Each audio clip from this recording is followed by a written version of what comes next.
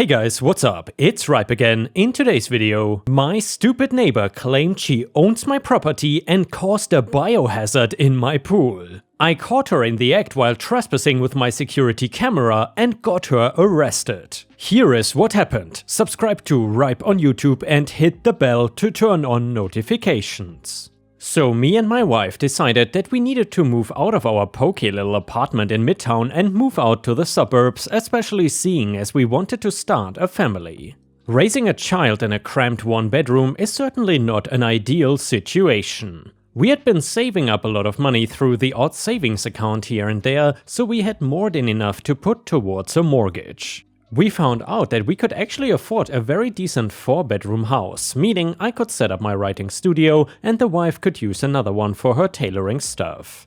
She takes up a lot of space, but what really sold me on the place was that there was a pool. It was not a big pool, but certainly more than enough to chill in when it gets hot. After months of getting the paperwork sorted, we finally moved into the house. I soon realized we did not have nearly enough stuff to fill up all the space we had now. Everything we brought over from our little apartment barely filled up the lounge and another bedroom. So we spent an excessive amount of time at Walmart and Bed and Bath and Beyond looking for things to furnish the rest of the house. We spent so much money on stuff we don't really need that I'm still recovering from that little dead hole we put ourselves in. We got stuff I never thought we would need and stuff we still don't need. We were the very embodiment of the American consumer market. As well as the stress of getting our house decorated, there was the neighbors. Now, in the city, people kept to themselves usually. I lived next to a guy for over 10 years and we barely spoke 2 sentences to each other. I had a better relationship with the pizza delivery guy than I did with the woman that lived across the hall. We were barely at the new place a week and no less than 5 of the neighbors came to welcome us. I got the impression that they were just trying to be nosy, but the wife said that that was just the city boy in me. Eventually, I would get used to the friendliness of the suburban lifestyle. I barely saw my true neighbors though. One side was some jet setter that spent most of the year abroad and the other one was a retired woman that I spotted out in her garden from time to time, tending her flower beds. She had some Boy Scout or something come around to mow her lawn on occasions, but other than that we said hello a couple of times and not much else. Christmas rolled around and we had been in the house for a couple of months now. It was so nice to wake up in the morning and see the snow everywhere. Normally in the city it would all be polluted slush by now. Waking up and seeing the street blanketed in snow was beautiful and I felt assured that we had made the right choice. The AHA organized a street party with lights all up in the streets, malt wine and the like, and I got to know the neighbors a lot better.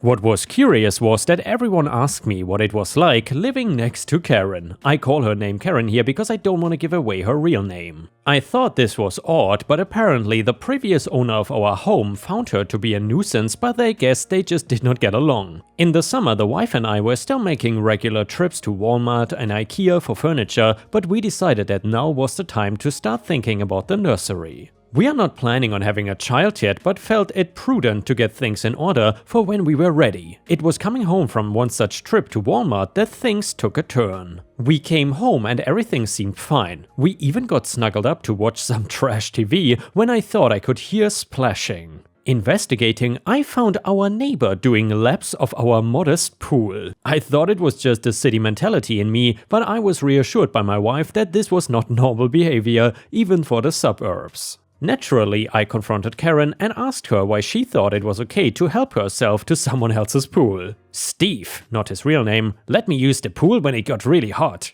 Definitely not, I told her. I don't want strangers coming into my backyard and helping themselves to my stuff. I told her, admittedly, I could have been a little more delicate with the situation, but I was put out by her assuming that I would be okay with this. Things got a bit rowdy pretty quickly and she started screaming at me as she scrambled out of the pool and beat a hasty retreat back to her own home. It was kind of funny thinking about it now. She waddled away with her towel constantly slipping and threatening to trip her up.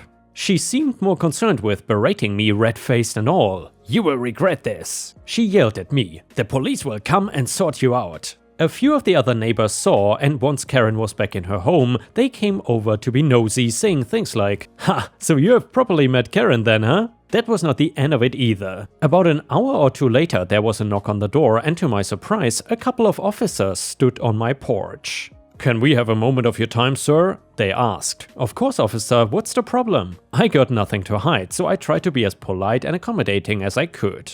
The first question was barely out of their mouths when Karen came stomping up the drive. "That's the man, officers! That's the man that stole my pool!" She shouted as she came. "Is this true?" they asked. I couldn't believe it. Karen had actually called the police on me for kicking her out of my pool, where she was not invited. In the end, one officer had to take Karen away to get her to calm down, while I spoke to the second one and told him everything that I knew. "It's fine," he said. "It's not the first time we've been called out to here. In fact, we were expecting the previous homeowner." And yeah, it turns out Karen was the reason the house was vacated and we were the dummies that moved in afterwards. Eventually, things get cleared up and everyone is left to go about their business. I was hoping that would be the end of it, but things took a turn for the worse. Over the course of the following weeks, strange things kept happening around the garden. Our flower bed got churned up by what appeared to be raccoons or something. I was not too fussed, all the flowers were fake anyway, me and the wife don't have a single green thumb.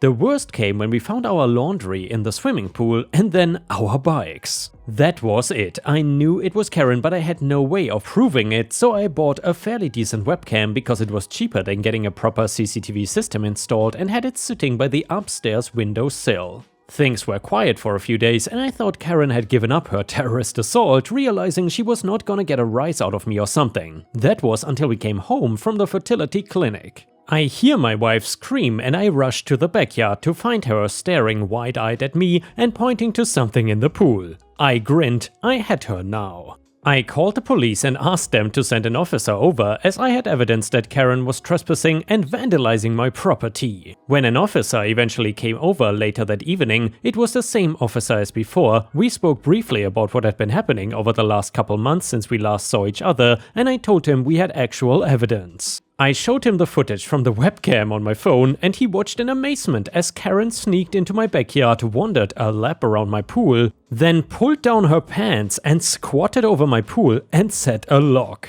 I watched from my porch as Karen was taken down to the station and questioned. I was later informed that she had some mental issues and would be taken to a proper care facility. I felt a little guilty, but at the same time vindicated. And here, ripe stars, let's hope that Karen gets the help she needs and that OP does not need to worry about any trespassing awful neighbors anymore. By the way guys, I'm curious, do you ever have any issues with trespassing neighbors? I gotta say, it's kind of weird. Here in the neighborhood where we live in Thailand, apparently it is kind of common to leave your door unlocked pretty much the whole day, which is something we don't really do, but a lot of our neighbors, they simply keep their doors unlocked. And yeah, I mean, it's kind of a private community, so it's sort of safe, but I still would not leave my doors open for anyone. Anyway, the next one is titled, "The Revenge Took Down a Company." So this story dates back 13 years ago, but the start of the story really was in the 60s. My dad was down on his luck when he found this humble magazine company. My father went to work for them and started in the printing presses. He became part of the union. Over time he was moved up to a supervisory position. My father, at his top of the game, was then asked if he'd want to join different functions of the company, so he got essentially his hands on various areas of the company, including writing, photography and design. He was then moved up to middle manager, and then new owner of the company comes in. The takeover happens, they sack a lot of the higher paid guys. My father had an older, we will call a union contract still, so he could not be let go. They tried over 5 years to get rid of him by cutting his budget, writing him up, but he never gave in and he contested the write-ups, and they were never able to stick anything to him. So they moved him laterally in the company to his last position. He spent a few years in sales and distribution. So as a manager there, he would lead a team. He opened his year by placing a bid on how well he would do and how small a budget he would need. My father would factor in specifics to his budget. My father was thorough and gave them things like risk assessment, delivery cost, partnership benefits, etc., even though they were not ever required. His direct bosses appreciated them at least, but overall it would take a better part of a month to put a proposal together. So my father was an old school type. Instead of plain old calling people, he would drive out to them. He would meet with them face to face because the personal touch would win their trust. So a new guy enters the scene and tries to be buddy-buddy with my father. We will call this guy Moron Manager, MM for short. He stuck to my father like glue. My dad was nice enough to mentor him. The guy hated to drive out with my dad. He would sit on a phone, cold call and rely on email. My father showed him everything that he had to do with the business. My father even showed him how to build a better efficient report/bid. So bid season hits and Dad works furiously to get the data compiled. It was super difficult. Why, you're asking? Because he was factoring in the risk of loss due to the internet. People were buying less magazines and more about reading it on the net. Dad put a report together, some 20 pages outlining everything.